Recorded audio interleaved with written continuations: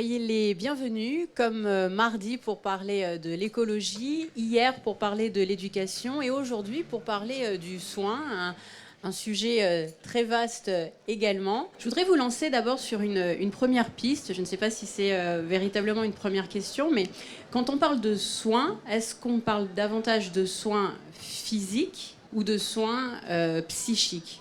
En tant que médecin travaillant dans les hôpitaux, je dirais que le soin, c'est avant tout physique. C'est comme ça qu'on se le représente, en tout cas que la médecine contemporaine se le représente. D'ailleurs, je trouve qu'il y a une sorte d'effet dommageable de considérer le psychisme et le physique à part, puisque par définition, tous les troubles physiques ont un impact psychique et tous les troubles psychiques ont également un impact physique. Et cette dichotomie, à mon avis, elle est tout à fait inappropriée. Donc, mais je crois que ça reste encore cela aujourd'hui. Quand on parle de soins physiques, de traiter des maladies au sens physique du terme. Et la psychiatrie, ça reste toujours quelque chose à part, le soin psychique. Ce qui m'avait beaucoup intriguée, c'est de voir en fait que le soin, c'est vraiment répandu, c'est quelque chose de répandu dans toute la nature. On fait partie de cette nature en tant qu'être humain. Et en fait, c'est un apprentissage. Quand on est bébé, on ne peut pas se soigner tout seul. Et finalement, on commence par la dépendance. On est dépendant physiquement et on doit se construire psychiquement. Du coup, on ne peut pas se soigner tout seul. Et puis après, on apprend à se soigner, à prendre soin de nous et à se construire psychiquement. Ça se fait en même temps. Bon, évidemment, il y a le Moipo de Anzieux qui est passé par là et qui nous a fait comprendre à quel point le physique et le psychique sont liés. Et puis après, quand on vieillit, quand on devient une vieille personne, on ne peut plus prendre aussi bien soin de soi. Et donc là, de nouveau, on revient dans la dépendance. Donc il y a vraiment tout un parcours. Et puis ce que je voudrais dire, c'est que dans la nature, les animaux aussi apprennent à prendre soin d'eux. Et il y a des petites bestioles qui prennent soin d'eux. Les oiseaux lissent leurs plumes pour les imperméabiliser. Enfin, il y a tout un ensemble de soins physiques, mais qui permet qu'ils aient une petite personnalité aussi. Même la petite crevette menthe au fond des océans, qui a des yeux très très bizarres, elle nettoie ses yeux très précautionneusement. Donc en fait, c'est assez intriguant la notion de soin finalement. Alors moi, je rajoute très très rapidement une chose. Les philosophes se sont intéressés à la question du soin à partir de choses très concrètes. On a tous des expériences de relations de soins, par exemple médicales, où on se sent à la fois extraordinairement bien pris en charge et extraordinairement mal traité. Parfois, c'est très violent. Ce qu'on dit de la relation de soins hospitalière, par exemple, vaut aussi à l'école, ce qui est une manière aussi de relation de soins. Finalement, le rapport d'un apprenant à un professeur et vice-versa, c'est un certain rapport d'attention. Et qu'est-ce qu'on fait de ces situations où il y a potentiellement de la maltraitance? Alors pas nécessairement de la maltraitance caractérisée, mais l'impression qu'on n'est pas pris en charge pour ce qu'on est, ou que quelque chose de soi est abandonné ou laissé de côté. Par exemple, les sentiments, les affects, la sensibilité, ces expériences où on se dit que l'autre n'a pas pris le temps, par exemple. Alors les philosophes se sont intéressés à la notion de soin comme attention à l'autre, prise en charge de l'autre dans son entièreté. Ça demande du temps, ça demande une qualité d'attention mentale. C'est pas toujours facile dans des agendas hospitaliers, par exemple, extraordinairement chargés.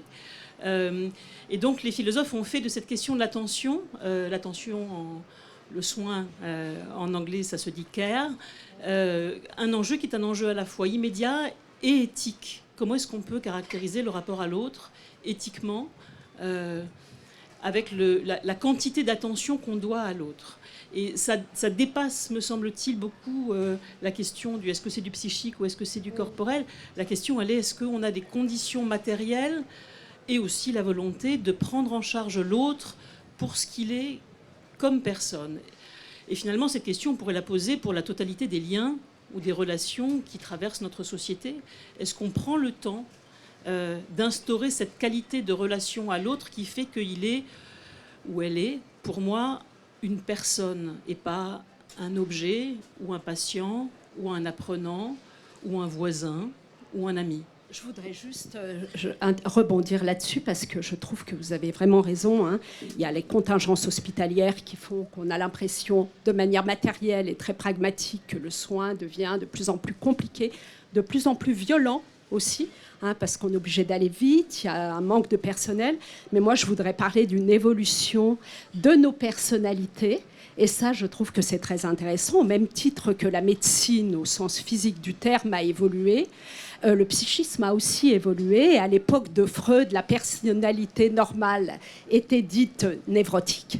Hein, c'est-à-dire, et maintenant, là, on a vraiment l'impression qu'il y a une évolution des personnalités vers la narcissisation, ce qui veut dire qu'on a plus de fragilité psychique, on est plus dans l'immédiateté, on est plus auto-centré, on est moins dans l'altérité. Et du coup, ça se retrouve chez la patientèle. On le voit beaucoup aux urgences. Hein. Moi, j'ai beaucoup œuvré dans les services d'urgence. Mais ça se voit aussi chez les soignants qui ne prennent plus en compte l'autre. Et je pense que c'est une évolution un peu triste, hein, parce que la personnalité qui se narcissise, ça veut dire plus de fragilité, ça veut dire plus de violence, plus d'aspects caractériels. Et c'est vrai que je pense que dans le soin, ça devient problématique parce que l'exigence des patients face aussi à l'exigence soignante font que parfois les soignants deviennent eux-mêmes violents, hein, vis-à-vis des patients. Je trouve que c'est, en plus des contingences pragmatiques, une évolution qui nous menace, hein, sans faire trop une approche pessimiste, mais c'est vrai que nos personnalités ont évolué. Alors, vous allez me dire pourquoi elles évoluent. À l'époque de Freud, c'était l'éducation. Quand vous aviez un enfant, on disait pourvu qu'il s'adapte, pourvu qu'il puisse être en collectivité. Alors que maintenant, qu'est-ce qu'on dit? Pourvu qu'il s'en sorte.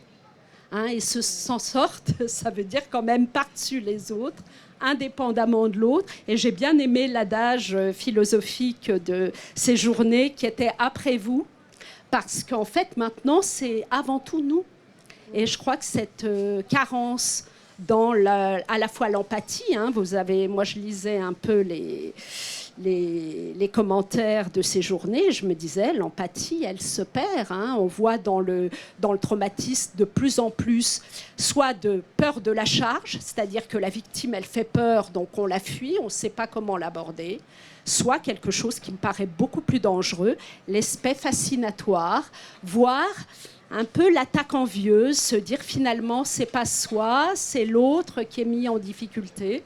Et je trouve qu'il y a un aspect un petit peu de dérive où on est un petit peu en danger là-dessus, qu'il faudrait redresser la barre et un petit peu changer nos approches dans le soin. Je trouve ça assez intéressant. Mais pour instaurer une relation de qualité, comme vous le disiez, est-ce qu'il faut d'abord apprendre aussi à prendre soin de soi pour prendre soin de l'autre? Quand on prend soin de quelqu'un, c'est qu'il y a quelque chose qui ne va pas. Et on est face à quelqu'un, soit qui souffre, soit qui a une maladie, et qui ne supporte pas d'être réduit en fait à sa souffrance. C'est très compliqué en fait de soigner quelqu'un, parce que quand on soigne quelqu'un, on porte une attention sur une souffrance, et cette souffrance, le souffrant n'a pas envie d'être réduit à elle, il est plus qu'elle. Et donc quand il est réduit à cette souffrance, il y a quelque chose d'insupportable même dans le soin qui lui est apporté. Alors il y a une ambivalence, vous voyez, qui se passe. Le soin n'est jamais quelque chose de tranquille. Ce n'est pas juste une sorte d'oblation, on se donne à l'autre, on se dévoue à l'autre. Non, c'est très compliqué le soin. Et tous les soignants, en fait, le savent. Donc il est très important d'aborder la maladie en essayant de ne pas réduire le malade à sa maladie. Et de lui donner le sentiment qu'il est beaucoup plus que cela. Or, le problème, c'est que quand on soigne, on ne soigne que ça. Vous voyez, on a juste un rapport ponctuel à un mal donné. Les médecins rentrent dans la chambre d'hôpital, ils ont 3-4 questions à poser, et puis ensuite ils s'en vont, et on se retrouve en fait seul face à ce qu'on a, face à ce qu'on est, et l'on ne veut pas être réduit à cela. Et c'est très compliqué. Donc le soin est une qualité valorisée, et à raison, évidemment. On ne peut pas ne pas être soigné, on ne peut pas ne pas attendre l'attention de l'autre, mais cette attention, en même temps, elle est difficile à donner parce qu'elle est difficilement recevable aussi. Et s'il y a une éthique du soin, elle doit tenir compte de cette dimension-là. C'est-à-dire que l'éthique du soin, c'est pas juste soigner, c'est comprendre que le soin lui-même est d'une extraordinaire ambivalence. Si je peux ajouter rapidement une chose à ce que disait Paul Audy, il y a deux manières d'envisager en réalité la relation de soin. On peut dire que la relation de soin, c'est une attention d'une personne pour une autre personne, ou de certaines personnes pour d'autres personnes. Et en réalité, on établit un pont, le soin, entre des individus et d'autres individus. Et c'est vrai que ce que disait Nathalie Prieto à l'instant, c'est-à-dire la progressive narcissisation de la société qui fait que l'individualisation est de plus en plus forte, rend difficile l'exercice.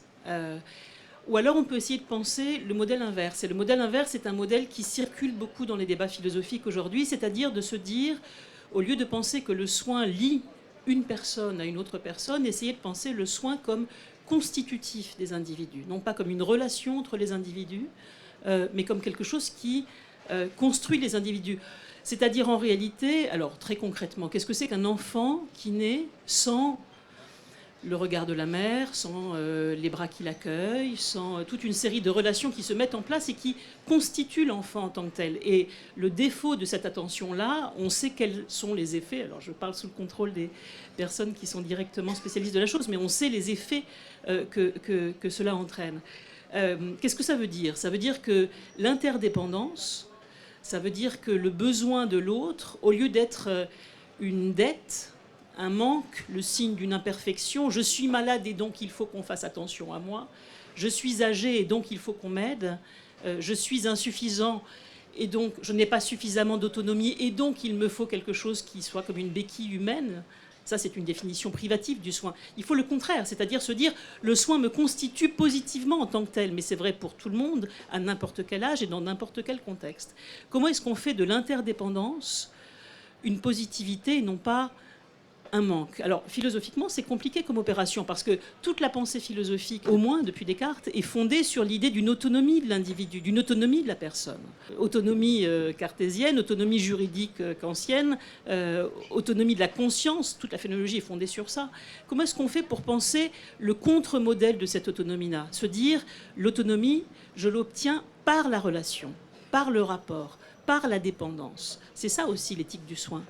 Oui, je vais réagir à la fois avec vous à propos du narcissisme et puis de la relation, mais en revenant en arrière au niveau historique, bien avant Descartes, il y a quelqu'un qui a vraiment écrit des choses très intéressantes pour relier soin et philosophie, c'est Sénèque, 1er siècle après Jésus-Christ, donc c'est vraiment très très ancien. Et pour lui, en fait, le soin, c'est l'exercice de la philosophie. L'exercice de la philosophie, c'est le soin de soi-même. Mais ce n'est pas un soin au niveau narcissique. C'est-à-dire que respecter l'esprit humain, approfondir l'esprit humain, approfondir la relation, c'est être capable de se former, de se réformer, de se transformer, sans être malade. On ne parle pas de maladie à l'époque de ces textes de Sénèque. Mais simplement, ce qui est important pour lui, c'est que déjà, le simple fait de prêter attention à soi et de prêter attention à autrui comme étant un autre soi, finalement, avec les mêmes capacités de réformation. Lui, c'est vraiment réformaré, transformaré. Et donc, on s'aperçoit que le soin, c'est l'éducation. C'est très lié à l'éducation avant d'être lié à la maladie. Et Sénèque, bien sûr, on sait que par rapport à la maladie, il était très fort. C'est-à-dire qu'à partir de là, on n'a pas besoin de penser à la notion d'autonomie à l'époque. Il y a déjà le fait qu'un peu comme Épictète, finalement, ces grands philosophes qui nous montrent que quand on est centré sur qu'est-ce que c'est que l'humain, on ne devient pas inhumain. On est dans le développement de l'humain et on prend l'autre comme étant autant valeureux que soi, finalement. Alors maintenant, ce que je voudrais, c'est aborder un petit peu l'autre aspect, l'aspect hospitalier. Pour avoir enquêté 10 ans en réanimation, je me suis rendu compte qu'il y a aussi des aspects philosophiques dans la façon de s'adresser aux patients. Et souvent, par exemple, en réanimation, Joachim Matteo, qui est le directeur de la réanimation, me disait, je ne sais pas si je peux faire ce que je veux faire parce que je ne connais pas le degré de conscience de l'autre en réanimation. Et donc là, du coup, il y a toute une question qui est vraiment abyssale, qui est l'autre que j'ai en face de moi, qui ne dort pas, mais qui n'est pas éveillé, qui est dans un état, c'est pour ça que j'ai appelé ça la vie entre chien et loup, c'est-à-dire un état complètement suspendu. Qui est-il et qui suis-je pour me permettre une effraction dans son corps et aussi dans son psychisme? Parce que les personnes en réanimation, quand on fait une effraction dans leur corps, évidemment, l'intubation, etc., il y a aussi des impacts psychiques assez importants. Donc, voilà, il y a vraiment... Le soin, c'est un large spectre entre l'aspect philosophique. Alors peut-être que nous, ce qui nous manque aujourd'hui, c'est ce rapport à la philosophie. Ça manque énormément. On ne sait pas, quand on est philosophe, comment on peut faire pour susciter ce rapport à la philosophie qui fait qu'on serait capable soi-même de se réformer, transformer, se remettre en cause. Et au lieu de brandir, comme vous dites, cette espèce de moi, voilà, ça donnerait une modestie générale qui fait qu'on se parlerait plus, on serait complètement différent. Ah oui, alors je ne sais pas de quel réanimateur vous parlez, qui se pose ces questions, parce que ce qu'on côtoie en général, c'est beaucoup plus complexe, c'est beaucoup plus pragmatique, j'allais dire, et l'évolution des sciences fait qu'en médecine, on s'interroge de moins en moins sur cette question. En France, au haut sommet de l'État, on a perdu aussi cette notion de philosophie, alors qu'on a pressenti que ça allait être ce qui allait guider. Finalement, on se rend compte que ça se perd très vite. Je ne veux pas débattre là-dessus, mais je voudrais parler d'un phénomène qui est très intéressant et qui rejoint pas la philosophie, mais l'interrelation. C'est quand même cette question de l'identification dans le soin. C'est-à-dire que pour être en soin, alors vous parliez pas forcément de relation, mais moi je vois le soin quand même comme une relation, il faut s'identifier. Vous disiez considérer l'autre comme un autre, mais quand même différent de soi, parce qu'on voit les deux travers. Moi, je forme comme je dis, des bébés docteurs, et c'est toujours la question, parce que soit on est dans vraiment la super science, et l'autre existe à travers de ce que vous disiez très bien, uniquement sa souffrance et sa maladie, et on est très technique là-dessus. Si on commence à leur faire voir un peu l'empathie, un peu l'autre dans son altérité, etc., on voit que effectivement, les soignants s'identifient. Et alors, à ce moment-là, l'identification qui est nécessaire est aussi un piège. Parce qu'on se rend compte que on colle ses propres représentations dans la tête de l'autre.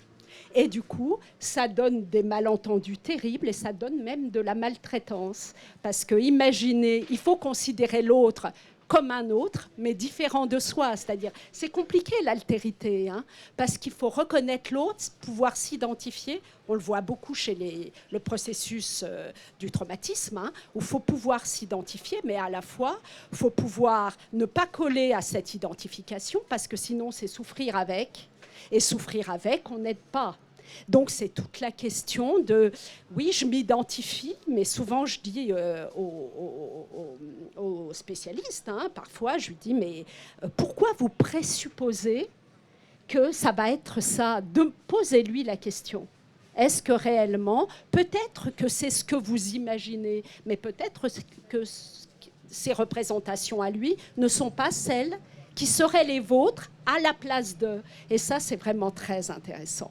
Parce qu'on voit les limites de effectivement considérer l'autre comme un objet malade et à l'inverse, s'identifier trop à l'autre et y coller ses propres représentations. Et on est toujours dans ce va-et-vient d'arriver à déterminer une juste mesure, et c'est vraiment très compliqué. Moi, je me heurte à ça avec les jeunes médecins, les jeunes spécialistes, qu'ils soient futurs psychiatres ou pas, d'ailleurs, la médecine, même très technique, on est toujours dans un rapport identification, non-identification, et ça, c'est vraiment compliqué. Le cas extrême a été hors relation soignant-soigné. Je me souviens au moment des attentats dont vous vous êtes occupé, novembre 2015, des gens qui étaient à ce point impressionnés de manière empathique par les victimes, qu'ils s'inventaient eux-mêmes des blessures qu'ils n'avaient pas eues. Il y a eu ces cas de personnes qui se sont présentées aux associations des victimes des attentats du Bataclan, alors qu'elles n'y étaient pas. Et ce qui est très impressionnant, c'est que c'était une pleine bonne foi. Je veux dire que ce n'est pas des affabulateurs ou des affabulatrices pour le plaisir de le faire, c'est que l'empathie avait été à ce point forte que les personnes étaient persuadées qu'elles y avaient été. Donc je pense que la question de la distance est importante. Quand vous dites relation, finalement, on tourne, me semble-t-il, autour d'une question. Le soin, c'est un type de relation, c'est un type de rapport, et de savoir quelle est la focale qui permet de construire ce rapport. Alors moi, je relance la question, si vous me le permettez. Alors, il faut établir un rapport avec quelqu'un qui est différent de soi. La question est de savoir si ce quelqu'un qui est différent de soi est indépendant de soi, et puis à l'inverse, si on est indépendant de la personne. Pour le dire de manière plus simple, est-ce que la relation transforme les personnes? Alors qu'elle transforme le patient, ça me paraît évident. Est-ce que cette relation transforme le soignant? Oui, elle le transforme parfois dans le bon sens et parfois dans le mauvais sens. Je pensais à ce que vous disiez dans une perte de cette identification ou une identification massive. Je vais vous donner un exemple très trivial. Je m'excuse, je vais sur le terrain, alors je ramène toujours à un niveau assez bas.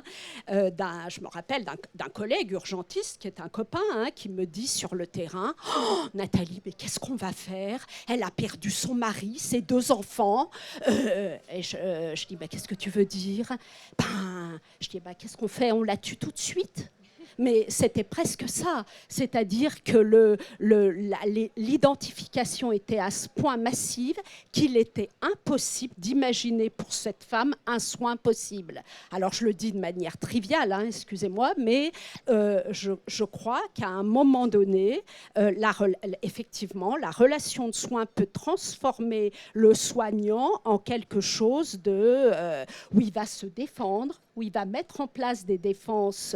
Et au lieu de se dire cette femme est en extrême souffrance, c'est justement là qu'il faut lui apporter un soin, c'est comme si sa souffrance était tellement débordante et je m'identifie tellement en me mettant à une place où je ne suis pas que du coup je ne peux plus la soigner.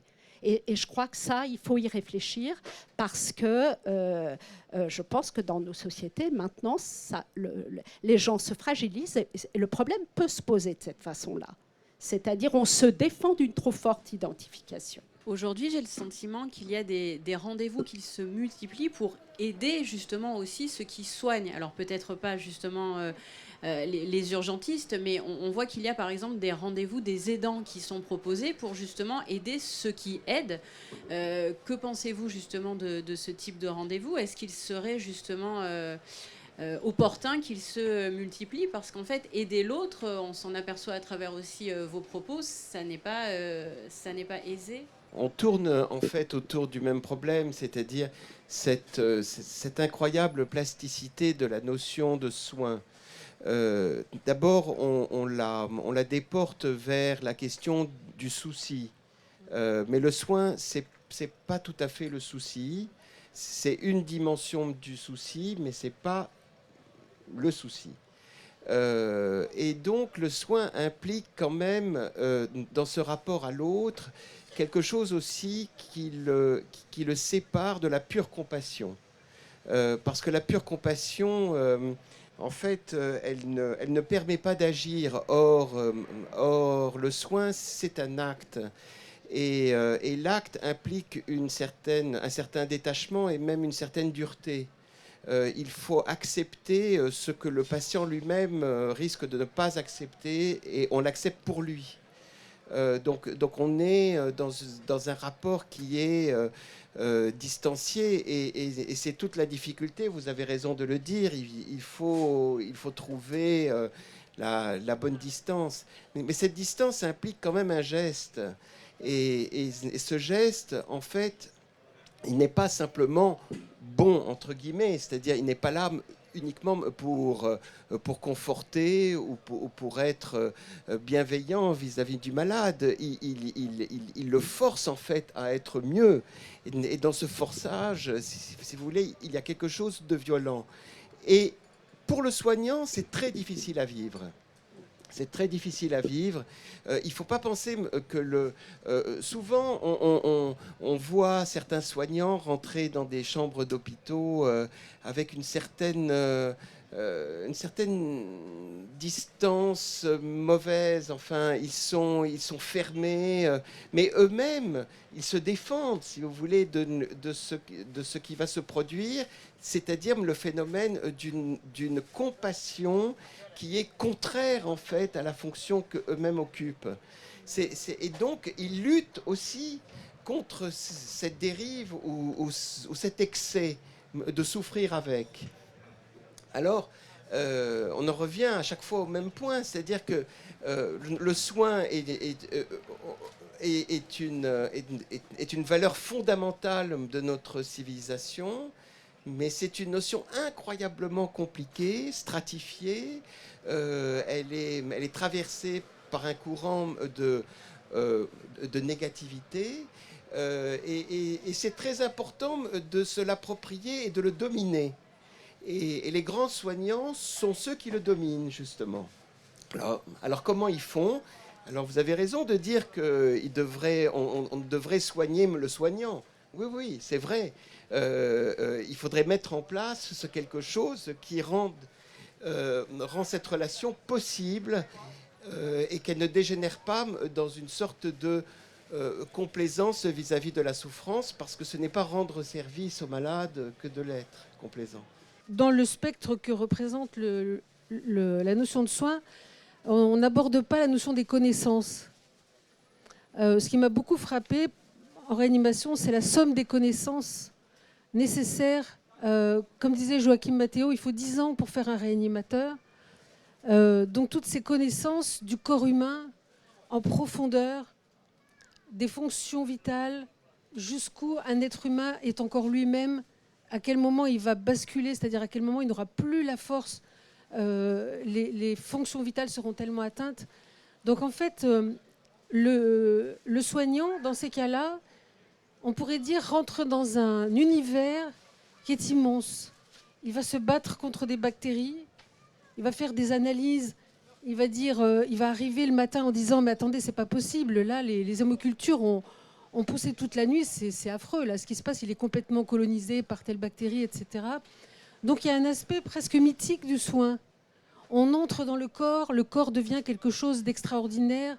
On s'aperçoit que le corps prévoit lui-même des fonctions alternatives, comme par exemple si on a une coupure au niveau des artères, il y a le polygone de Willis qui est un ensemble de structures veineuses qui va se réveiller, mais qui n'existe pas, enfin, d'habitude qui ne fonctionne pas, mais qui est déjà là en prévision.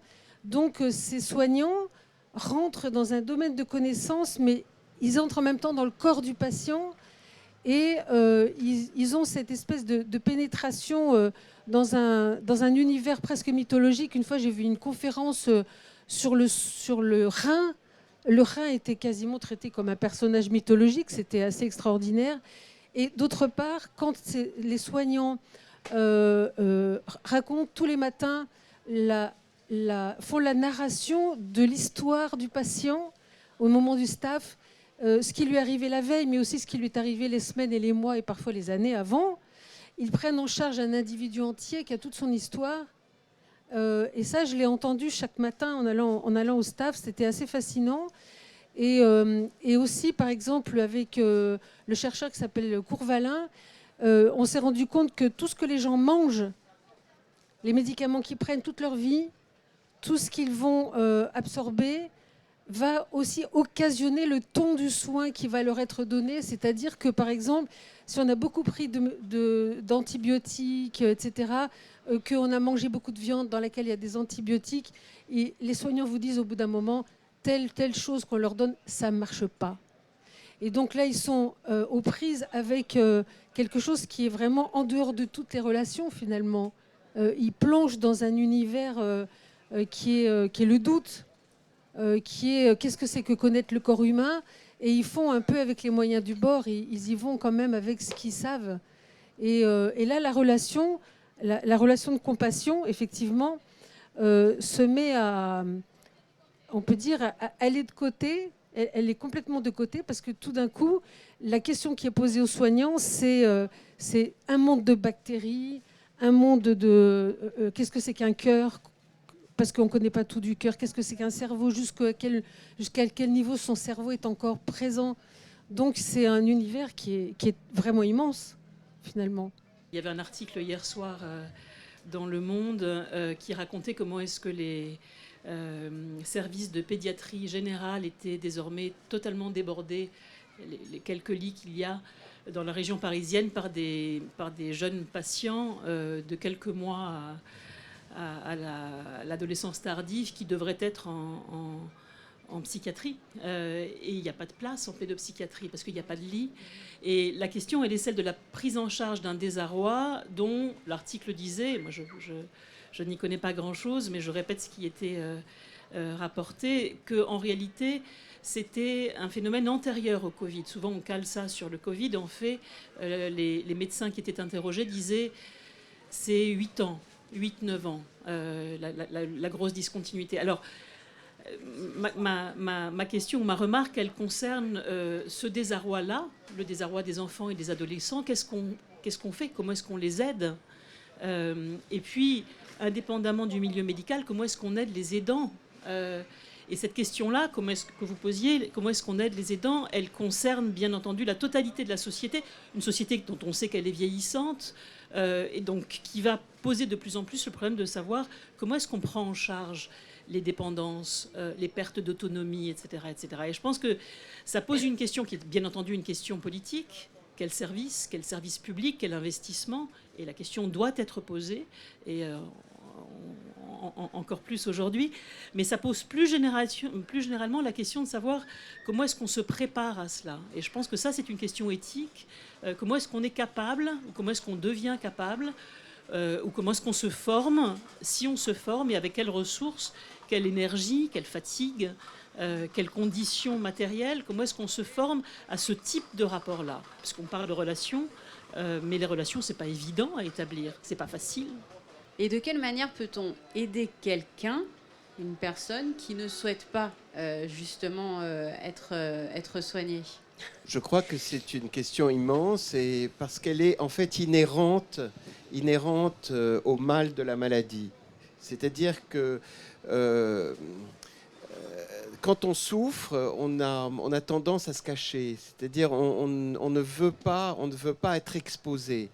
L'exposition serait comme une double peine, si vous voulez. À la fois, on a mal, mais être exposé à l'autre dans son mal est quelque chose qui accroît le mal. Et donc, on se referme, on se calfeutre, on se recroqueville autour de ce mal. Et donc, on a du mal à se laisser faire, à se laisser aller aux soins.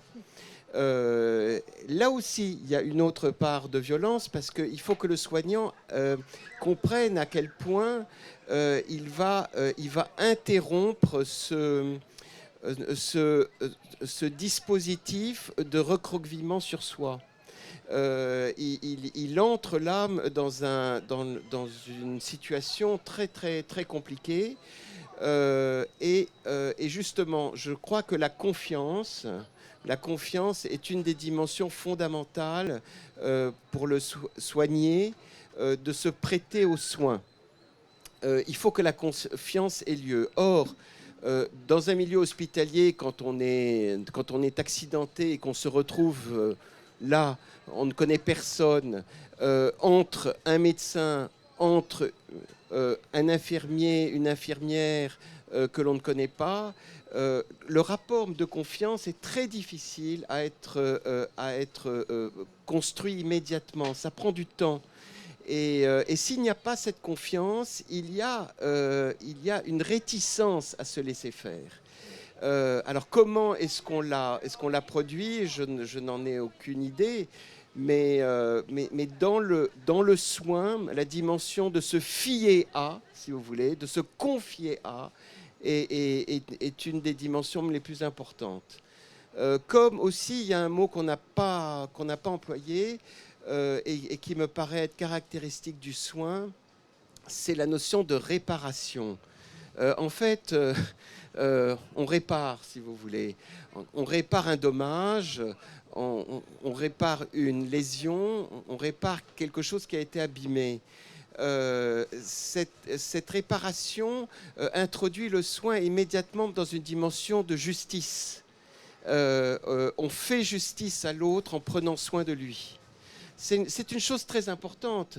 Tout notre système de santé est en fait accroché à cette idée qu'il y a un ordre qui est rétabli et qui donc définit en fait la justice et on pourrait dire qu'il n'y a pas de justice sans justesse. Et donc tout est incroyablement subtil dans ce rapport de réparation.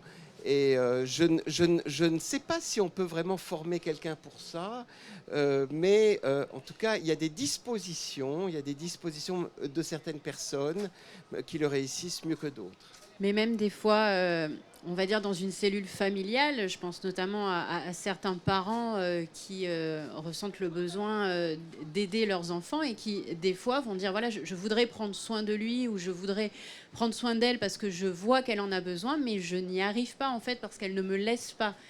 Où il ne me laisse pas. Et c'est vrai qu'on avait entendu même, je me souviens l'an dernier, certains témoignages dans le public d'une maman qui disait, voilà, moi je voudrais aider mon fils, mais je vois bien qu'il ne me laisse pas prendre soin de lui. Et là, c'est vrai qu'on se sent, très certainement en tant que parent, assez, je ne sais pas si le mot est trop fort, mais désœuvré, parce qu'on est un petit peu sans ressources peut-être à un moment donné. Je crois que la question de l'acceptation des soins et du consentement aux soins, de l'alliance thérapeutique aussi, on n'en a pas trop parlé, c'est un vrai défi. Hein. Et c'est vrai que très longtemps, alors je regarde Laurence parce qu'elle va tout à fait trouver un écho. Alors on parlait de la perte de la psychopathologie en psychiatrie tout à l'heure, mais je crois qu'il y a quelque chose qui a bien évolué. Pour une fois, je ne suis pas trop pessimiste. C'est qu'on prend en charge, on prend en soin des gens qui n'acceptent pas les soins. Et ça, c'est vrai que moi, j'ai entendu au tout début de la création de ces cellules d'urgence médico-psychologique, on attendait la demande. Et je disais, écoutez, quelqu'un qui souffre, il ne demande rien, par définition. Et il faut aller au-devant de la demande. Et alors, très longtemps, et moi, j'ai connu cette époque en psychiatrie, où la femme victime de violence par son mari, on ne faisait rien parce qu'elle y retournait. Donc, c'était un bon prétexte pour ne pas la prendre en soin. L'adolescent, il veut pas les soins. Le hikikomori, il reste dans sa chambre. Et là, c'est vrai qu'on a vu évoluer quand même des dispositifs d'aller vers qui sont de plus en plus prônés et auxquels les soignants adhèrent de plus en plus. Et ça, c'est une bonne chose. Hein, je cite le travail de Marie-Jeanne Gage sur le hikikomori, justement, où elle montre bien que dans cet aller vers très précautionneux de l'adolescent enfermé sur son écran dans sa chambre, eh bien, on arrive à quand même l'attirer vers le soin. Je pense à mon travail, hein, les cellules d'urgence médico-psychologique, où les gens, ils n'ont qu'une envie, les gens brutalement endeuillés, c'est qu'on les laisse tranquilles avec leur détresse, mais on sait qu'il faut aller au-devant pour les aider. Et ça pose toute la question de se faire violence pour le bien de l'autre et jusqu'où on va. Ça, c'est, et je pense, alors quelque chose de plus caricatural, où les soignants sont très en difficulté, c'est le soin en psychiatrie sous contrainte, qu'on dit soins sous contrainte, où chaque fois, moi, aux urgences, j'ai des soignants qui disent on l'a enfermé, on l'a sédaté à coups d'injection, c'est très violent et j'essaye de changer la représentation. C'est là qu'on aurait besoin de la philosophie pour dire non, c'est un soin sous contrainte. C'est vraiment, on le soigne parce que si vous avez une représentation de cette approche dans la violence et que vous avez l'impression de faire violence aux patients, par définition, vous lui faites violence. Si vous changez votre représentation et vous voyez ça comme un soin intensif, à un moment où l'autre est dans cette incapacité d'y consentir, eh bien, du coup, vous avez fait un soin beaucoup plus acceptable. Et je crois que là, la question du refus de soins en psychiatrie, elle nous a souvent servi à se retrancher derrière des choses difficiles. Combien de fois j'ai entendu « on ne va pas psychiatriser le deuil ». Ah ben, sous prétexte qu'on ne psychiatrisait pas le deuil, ben, on laissait les gens fous de douleur parce qu'il ne fallait pas y toucher, quoi. Et je crois qu'on a maintenant des dispositifs où certes on ne change rien à l'affaire, et ça c'est pas sur cette notion-là qu'il faut se baser, mais où on réduit considérablement le ressenti de la souffrance. Et ça c'est super important. Vous avez employé les termes d'aller vers. Je crois qu'on va maintenant justement aller vers le public pour entendre, recueillir vos questions et même peut-être simplement vos points de vue. Robert, je le sentais, je vous voyais depuis tout à l'heure. Je me suis dit, Robert Madjeri va prendre en premier lieu la parole. Je trépignais. Parce que plusieurs choses que je voudrais juste préciser. J'apporte pas, j'ai adoré ce que vous avez dit. C'est une vraie mine dans vos propos. Je voudrais commencer par 2 remarques qui ont l'air d'être séparées. Aujourd'hui, il est presque d'usage de dire quand quelqu'un s'en va, prends soin de toi. Quand il part avec sa moto, prends soin de toi. Mes amis et les latins, il y a longtemps, ils terminaient leurs lettres par des initiales. S, B, V, BV. Qui voulait dire si bene vales, bene valeo.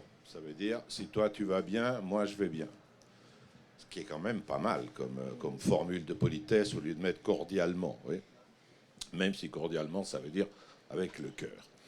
Alors, tout ça pour dire, après vous allez comprendre pourquoi je vous cite ces 2 trucs. C'est pour expliquer le mot soin, parce qu'il faut prendre soin des mots. Or, quand on regarde le mot cura, qui a donné donc curé, mais qui a donné donc soigner en français, ou en anglais, les 2 sens, de prendre soin, de soigner, de traiter, quoi. Quand on regarde le radical indo-européen cou, il signifie faire pousser. Du coup, on le trouve dans éducation. Là, on fait pousser en tirant.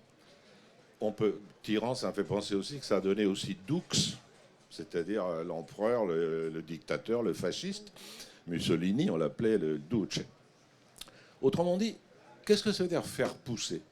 Le soin, c'est l'ensemble des techniques psychiques, affectueuses, sentimentales, tout ce que vous voudrez, qui permettent que les choses poussent. On peut imaginer ça, vous voyez, si vous mettez des mains autour d'une lampe, autour d'une flamme, d'une bougie, quand il y a du vent, vous soignez. Ça s'appelle curare. Vous faites en sorte que la flamme se maintienne. Alors, historiquement, même mythologiquement, la première chose qu'on a fait, c'est qu'on a pris soin de la terre. Prendre soin de la terre, ça s'appelle l'agriculture.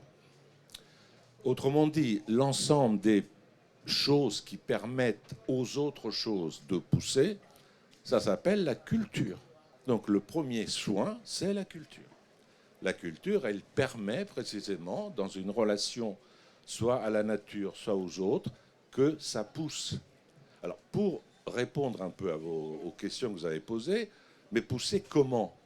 On peut dire qu'il y a soin si la relation qui s'établit entre 2 personnes, entre une personne et un objet, la réparation, entre un ensemble de personnes et une forêt et un bois, c'est faire en sorte que les 2 puissent croître dans le sens souhaité par l'un et l'autre ou par les 2. C'est quand même le propre de l'éducation. C'est quand même le propre de la culture qui permet à nous tous de nous élever.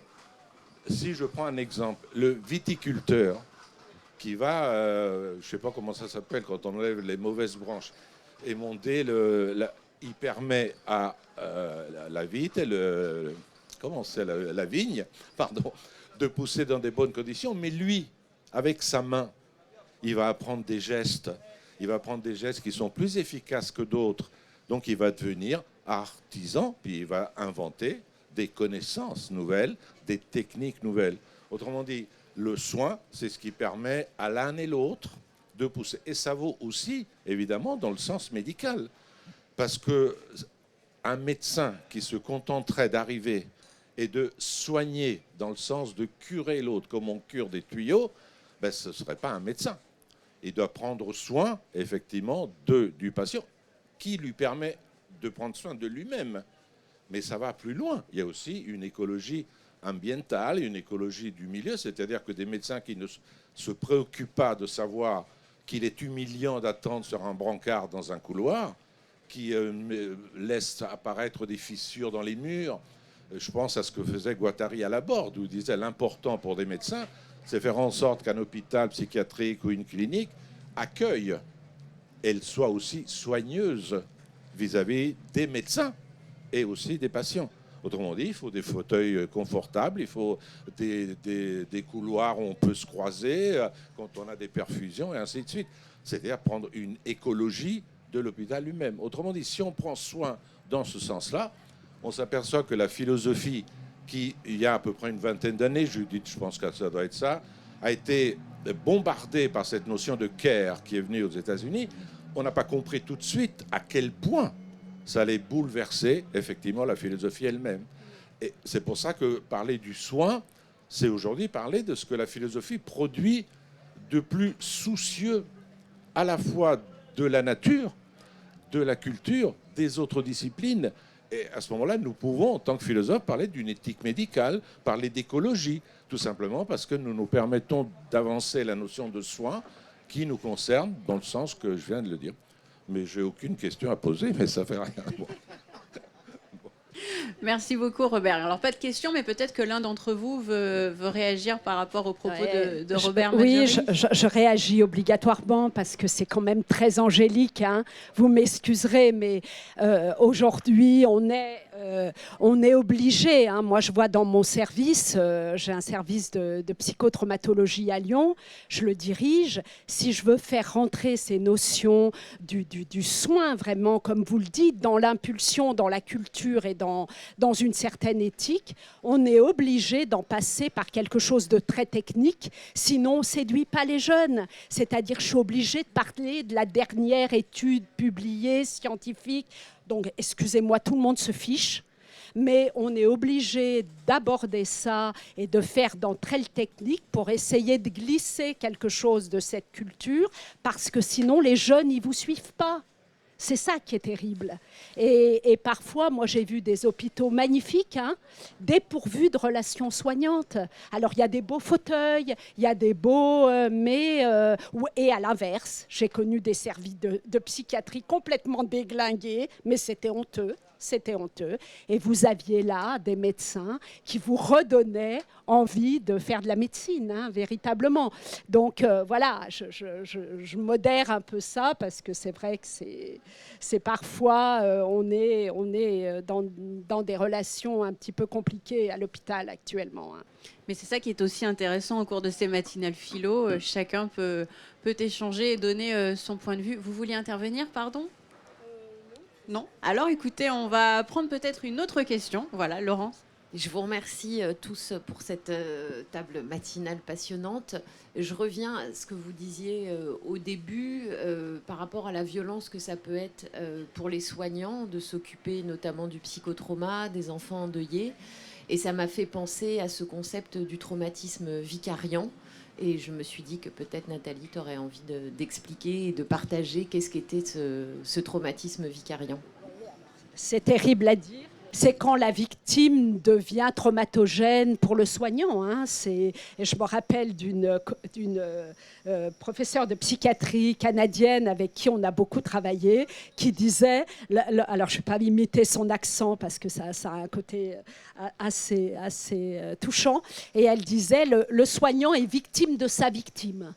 Et c'est un peu ça, c'est-à-dire que le discours victimaire, hein, alors dans un sens tout à fait pas du tout péjoratif, va venir toucher et percuter le soignant à un endroit où il va lui occasionner des troubles à l'identique. Hein, c'est-à-dire que c'est quand même curieux, ça m'interroge toujours cette question traumatique, parce qu'on parlait d'empathie, et je le dirai peut-être cet après-midi.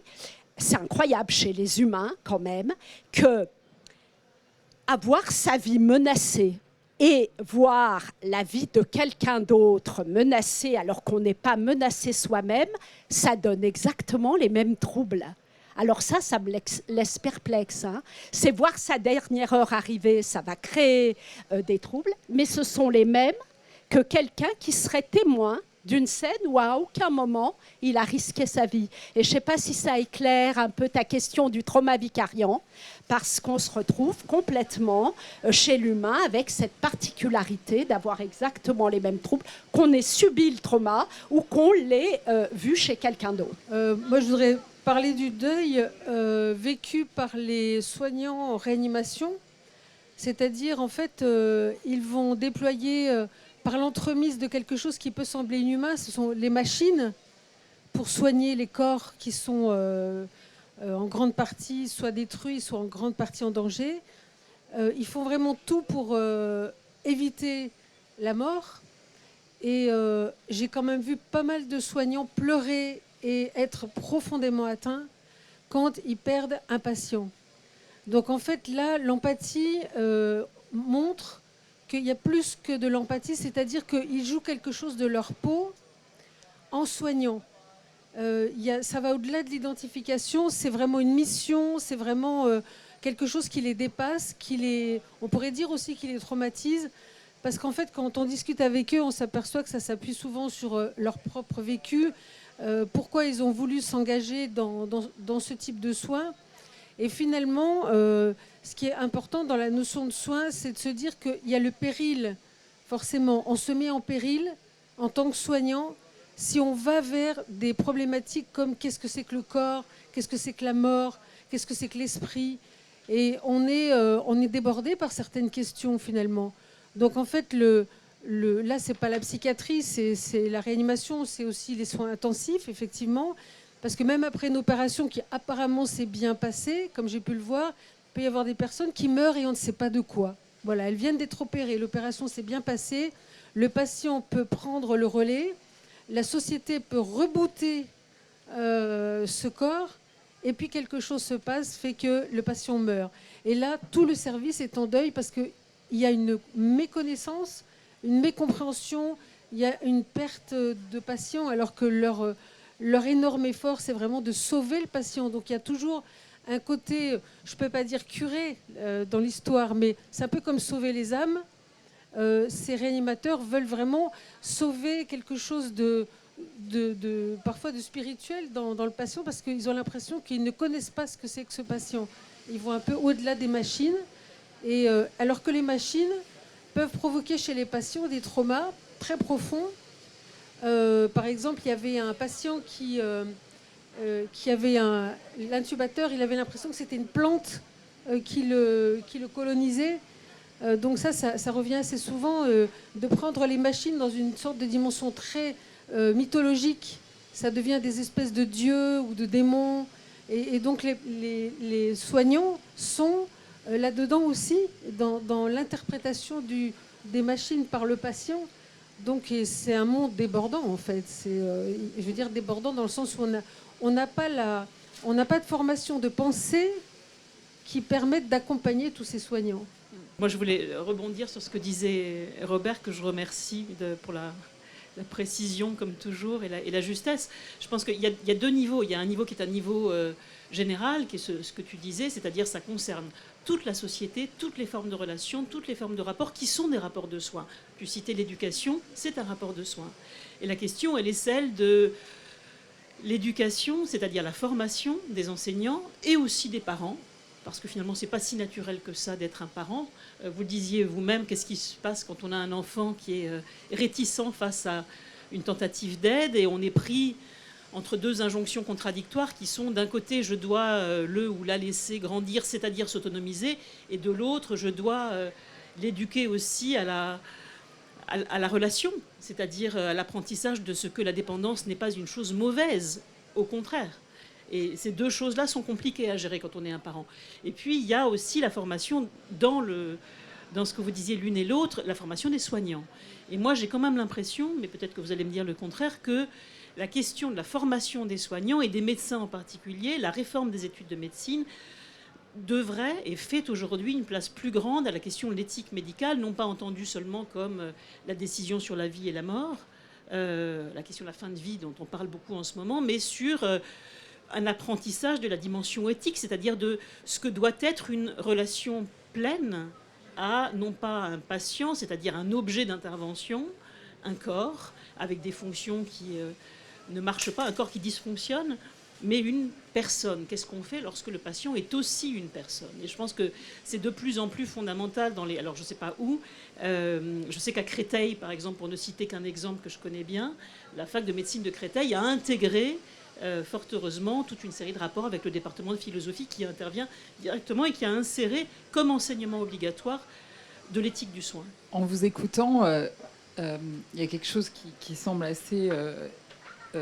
évident aujourd'hui, c'est la vocation du soin. En tout cas, le fait de rentrer dans cette vocation-là devient de plus en plus difficile. Et si on regarde, je reprends un peu ce que tu as dit, Judith, sur les difficultés en pédiatrie, c'est-à-dire qu'aujourd'hui, toutes les spécialités qui touchent à la psychiatrie ou à la pédiatrie, c'est là où il y a le moins de gens qui veulent travailler, parce que c'est là où il y a le plus de fragilité, où c'est peut-être là où on se sent parfois le plus impuissant.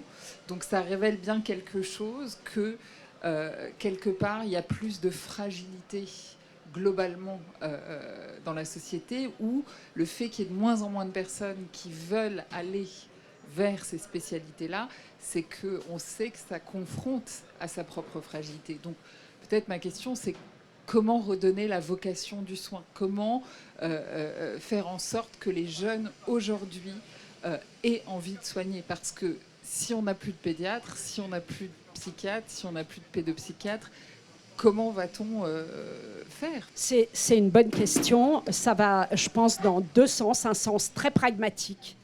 Et je suis désolée de l'aborder, mais vraiment, il faut l'aborder. C'est la question financière qui fait que ces spécialités ne sont pas extrêmement lucratives.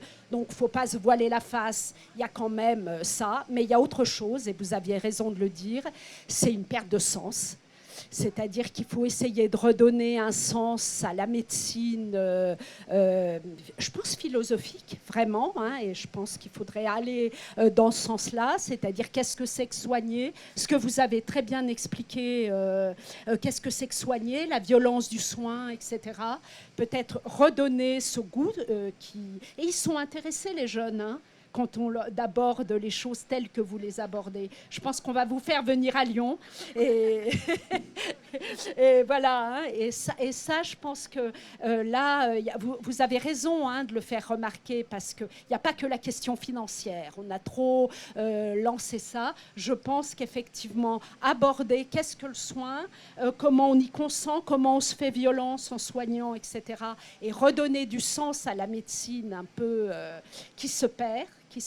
Alors qui se perd, je sais pas, moi j'ai un peu travaillé aux États-Unis, et c'est vrai qu'on a l'impression que les Américains nous impulsent une médecine très scientifique, mais c'est c'est la vision qu'on a en Europe, parce que dès qu'on va chez eux, on voit qu'ils sont quand même concernés par ces questions. Mais c'est dommage qu'on n'en ait que le travers, à travers les études scientifiques publiées, que les médecins lisent, et qui donnent quand même une vision très caricaturale. Et c'est vrai qu'aujourd'hui, c'est plus simple de publier, de faire de la belle médecine en ophtalmo.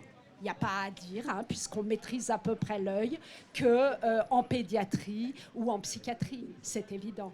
Hein, vous publierez plus, vous serez plus reconnu dans ces spécialités que des spécialités plus subjectives, moins tangibles, ou parfois, quand vous essayez d'impulser de l'humain, vous avez l'air un peu ringard, il faut bien le dire. Hein.